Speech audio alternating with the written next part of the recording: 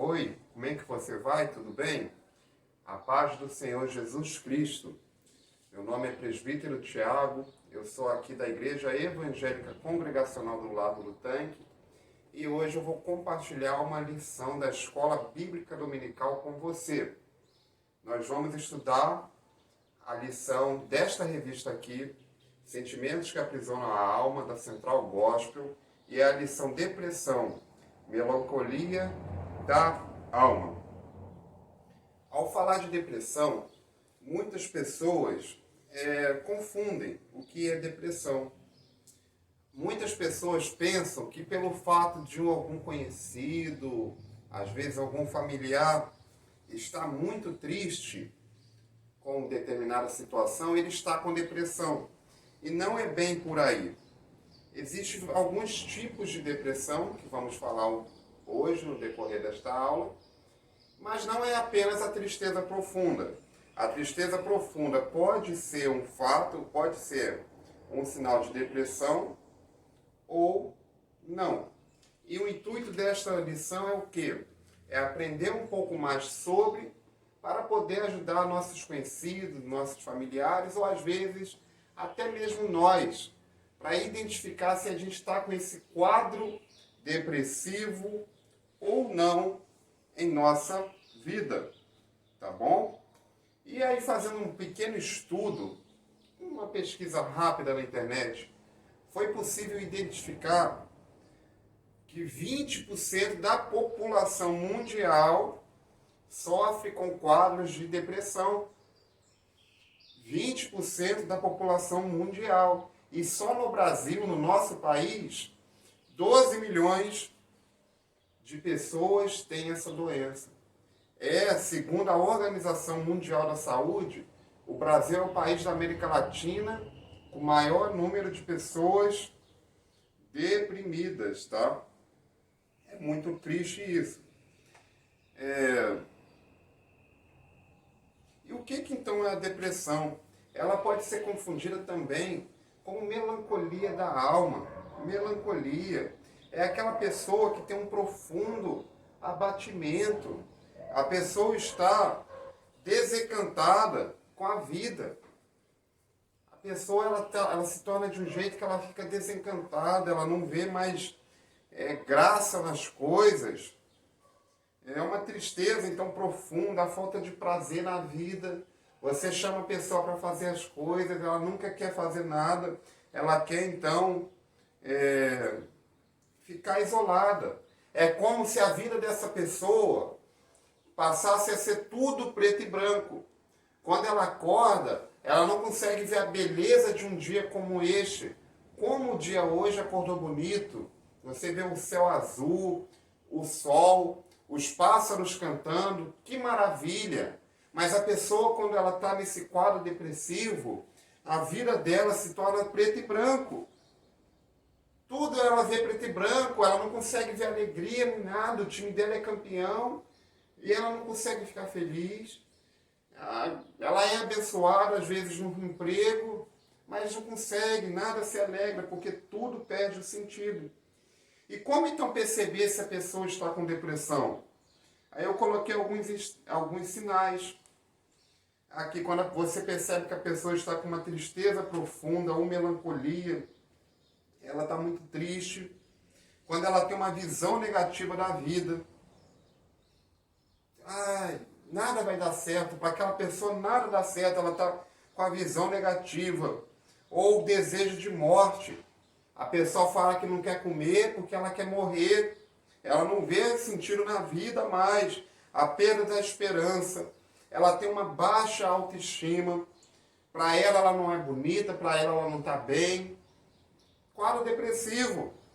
Insegurança.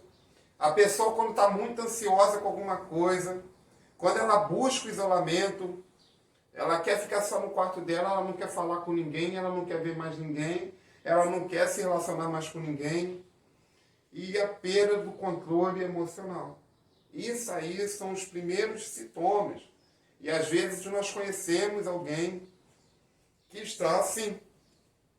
E como a Bíblia fala, tem alguns exemplos? Sim. Vamos ler o Salmo 42. depois desta pequena introdução, deixa eu ler aqui para os irmãos. Como a coça anseia por águas correntes, a minha alma anseia por ti, ó Deus. A minha alma tem sede de Deus, do Deus vivo. Quando poderei entrar para me apresentar-me a Deus? Minhas lágrimas têm sido o meu alimento de dia e de noite, pois me perguntam o tempo todo, onde está o seu Deus?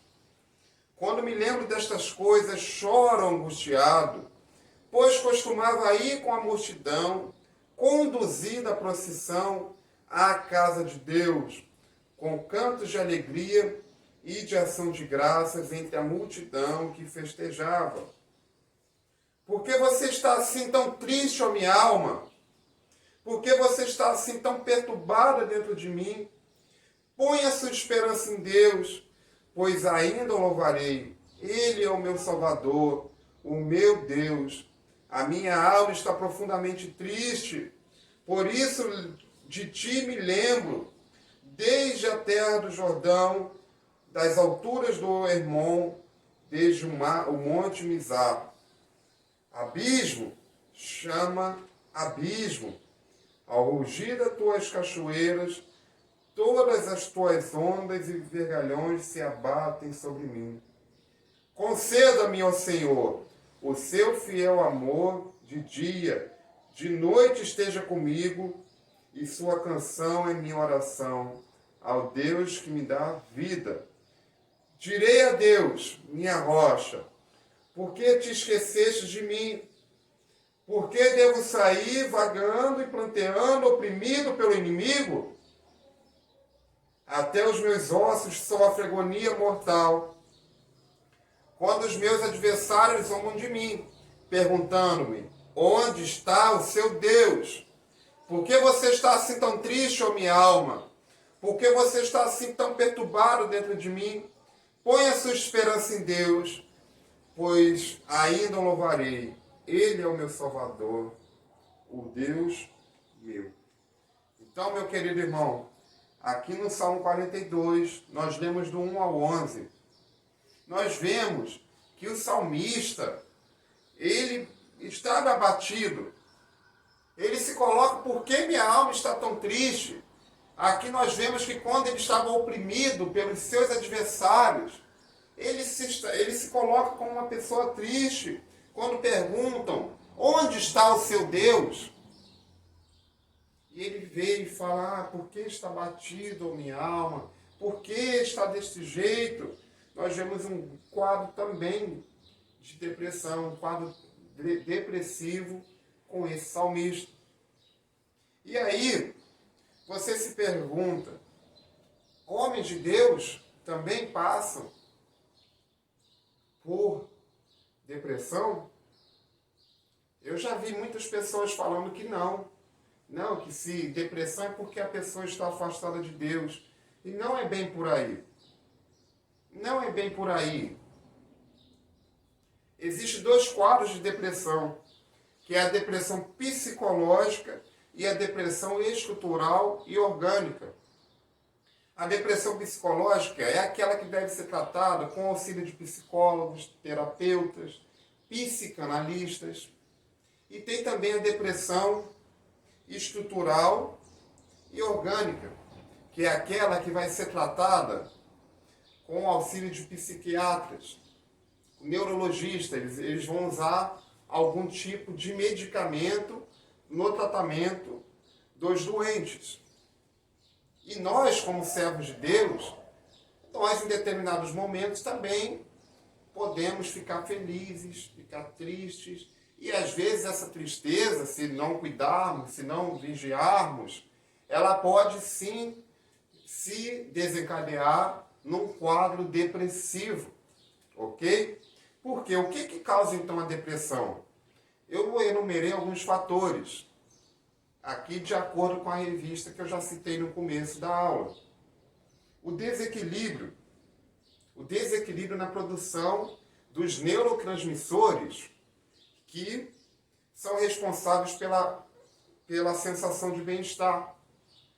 Então a primeira causa pode ser, às vezes a pessoa ela já está propícia a não produzir os neurotransmissores de bem-estar, ela vai produzir menos do que uma outra pessoa. É o primeiro ponto que pode levá-la num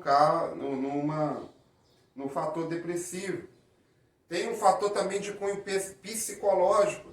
Às vezes, por uma criação, cada pessoa é criada de um jeito, algumas pessoas têm muito medo das coisas. Vocês já repararam que tem pessoa que tem medo sem fundamento? A pessoa tem medo de tudo. E é um medo que você não consegue entender. A pessoa está com medo disso, está com medo daquilo. É uma ansiedade exagerada. Os fatores de cunho psicológico. A pessoa tem uma ansiedade exagerada com as coisas. Uns são medo exagerado, medo sem fundamento. Há outras pessoas têm uma ansiedade exagerada, não dorme à noite, fica preocupado, e isso vai tudo levando, pode causar ansiedade, pode causar esse adoecimento. Entre outros fatores de cunho psicológico, eu citei esses dois porque são os mais comuns. Isso pode causar depressão. São os fatores de cunho mental. São os pensamentos destrutivos. A pessoa pensa que vai sair na rua, que vai acontecer tudo de ruim com ela. Ela pensa que se ela entrar no prédio, o prédio pode cair. Que se ela for viajar de carro, o carro vai quebrar com ela. Uma coisa é nós nos precavermos, meu amado. Se você vai fazer uma viagem longa, você está mais que correto de ir no mecânico, de olhar o seu carro, de olhar como estão as pastilhas de freio, olhar o óleo, olhar a água, olhar a correia dentada. Isso você está certíssimo de fazer. Isso se chama precaução. O que eu estou aqui falando são daquelas pessoas que têm um pensamento destrutivo, que aonde ela vai, peraí, se eu entrar naquele prédio pode cair comigo. Se eu entrar nesse ônibus, vai acontecer isso, vai acontecer aquilo. Calma. São os fatores de cunho mental que afetam todas as áreas da vida. A pessoa é pessimista demais. Tem os fatores de cunho existenciais. São os sentimentos de perda. Às vezes a pessoa está passando aí, a situação dela é a seguinte, ela já está um pouco abatida pelas circunstâncias da vida e a autoestima dela já vem baixa. Aí vai lá na família dela, ela perde um pai, ela perde a mãe. E aí, essa perda exagerada, essa perda de alguém muito querido na família, pode trazer um quadro depressivo. Que aí juntou um com o outro e a pessoa então não consegue. A pessoa então começa a ver a vida em preto e branco, porque passou por tantas circunstâncias. Ou às vezes é o fator dos neurotransmissores. A pessoa, pelo organismo dela já não produzir a quantidade necessária desses neurotransmissores, ela vai e passa por uma perda. Aí vai e começa a ter esses quadros. E tem também os fatores espirituais. Quando nós estamos afastados de Deus, meu amado, nós também estamos passíveis a passar por tudo isso. Quando nós estamos afastados de Deus, nós também estamos passíveis a ter aqueles pensamentos destrutivos, que às vezes nem vem de nós. Às vezes é o inimigo que está lá colocando as dúvidas na nossa cabeça. Mas aí, como a gente está afastado de Deus, a gente não tem esse discernimento para ver o que vem de nós mesmos ou o que vem do inimigo. A gente está afastado de Deus. Como a gente vai discernir o bem e o mal, como está escrito em Hebreus? A gente está afastado de Deus. Aí vem o inimigo e coloca aqueles pensamentos, você não é filho de Deus, ninguém gosta de você, a vida só é dificuldade. E aí, se a gente não vigia, a gente começa a passar por esses quadros depressivos. Amém? Então, nós temos que tomar esses cuidados. Lembrando do que está escrito em 1 Pedro 5,7, lançando sobre ele toda a vossa ansiedade, porque ele tem cuidado de nós. Nosso Deus tem cuidado de nós todos os dias, meu amado. Todos os dias. Não, a gente não pode deixar que nada nos esqueça disso. A gente não pode se esquecer disso. E aí eu trago para você. Ah, mas homem de Deus, então passa por depressão? Então, peraí, se eu estiver perto de Deus, eu não vou passar? Meu amado, tem um homem na Bíblia que se chama Elias, que ele fez uma oração e não choveu durante 3 anos e meio. Ficou sem chover. E esse homem teve quadro de depressão. Ah, não aconteceu sim. Olha o que está escrito na Epístola de Tiago 5, 17 e 18. Elias era uma pessoa frágil como nós. Ele orou fervorosamente, rogando para que não chovesse, e não choveu sobre a terra durante 3 anos e meio. Então fez outra oração, e os céus derramaram sua chuva, e a terra produziu frutos. Então olha a intimidade desse homem com Deus. Ele orou para não chover, ficou sem chover 3 anos e meio. E depois ele orou e choveu. E durante um tempo da vida de Elias, após uma grande demonstração de fé e vitória sobre profetas de Baal, 1 Reis 18, é só você ler, Elias se sentiu muito angustiado sobre as ameaças e perseguições de Jezabel e seu marido Acabe, o rei Acabe. E em total demonstração de desânimo, o profeta, conforme está em 1 Reis 19, 4, ele desejou a morte. Elias se isolou numa caverna, 1 Reis 19, 9. Ele se isolou numa caverna, meu amado. E se isolou, ele ficou triste. E era um homem de Deus. Então, mesmo nós perto de Deus, mesmo nós buscando intimidade com Deus, nós também estamos passíveis a ficar triste, a desanimarmos e, às vezes, até mesmo ficarmos com depressão. Por isso, então, que o último ponto da aula de hoje são algumas dicas de como lidar com a depressão e como ajudar as pessoas com essa doença. Olha, se você estiver com alguém que está com esse quadro, que sofre com esse quadro, você tente lembrar ela das coisas boas que ela já viveu. Se você tem um amigo que talvez que ele jogava bola e ele não quer mais jogar bola, jogar o futebol, chegue para ele e fala, cara, você era um excelente jogador, você se lembra quando a gente ia para o campinho, que a gente jogava, que você fazia gol, para que ele valorize a vida. Essa pandemia, eu estava conversando com a Maria Paula, a pandemia fez a gente valorizar mais as pequenas coisas da vida. Você já reparou? Às vezes a gente só tirava foto de um jantar quando nós íamos até um restaurante. Aí a gente ia arrumado e tirava foto daquele jantar, porque aquilo era legal ir no restaurante. Mas com a pandemia a gente não podia ir no restaurante. Então a gente aprendeu a valorizar o jantar na nossa casa, com os nossos familiares. Às vezes, quando você estava na sua casa e só tinha, o único lazer que você tinha era poder ir numa praça pública, às vezes ir na praça pública não valia, né? Aí com a pandemia a gente viu que é tão bom você ter uma praça pública para você ir, a gente não podia sair de casa. Então essa pandemia valeu para a gente aprender a valorizar as pequenas coisas da vida.